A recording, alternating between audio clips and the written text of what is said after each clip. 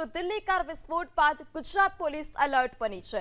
ભુજ બાદ હવે જૂનાગઢ અને ગીર સોમનાથમાંથી 5 શંકાસ્પદ કાશ્મીરી ઝડપાયા।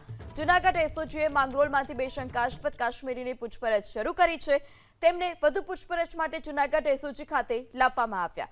આ બંને કાશ્મીરી શખ્સ માંગરોળ શહેર તેમજ આસપાસની મદ્રેસામાંથી ફાળો ઉઘરાવતા હોવાનું પ્રાથમિક તપાસમાં સામે આવ્યું છે। તો આ તરફ ગીર સોમનાથ જિલ્લાના ઉના તાલુકાના નવા બંદરમાંથી પણ પોલીસે 3 શંકાસ્પદ વ્યક્તિઓની પૂછપરછ કરી છે। કાશ્મીરથી આવેલા આ શખ્સો એક મસ્જિદમાં રોકાયા હોવાની માહિતી મળ્યા બાદ પોલીસે કાર્યવાહી હાથ ધરી। જોકે પૂછપરછમાં તેમની પાસેથી કોઈ શંકાસ્પદ બાબત સામે નથી આવી। ત્યારે માંગરોળમાંથી 2 શંકાસ્પદ કાશ્મીરીની પૂછપરછ શરૂ કરવામાં આવી છે। તેઓ મસ્જિદમાં રોકાયા હતા અને મસ્જિદ પાસેથી ફાળો તેઓ એકત્રિત કરતા હતા। આજે પૂછપરછ કરવામાં આવી તે પૂછપરછમાં કોઈ શંકાસ્પદ બાબત સામે નથી આવી। આ પહેલા થોડા દિવસ પહેલા કચ્છમાંથી પણ 3 કાશ્મીરી શંકાસ્પદોની અટકાયત કરવામાં આવી હતી।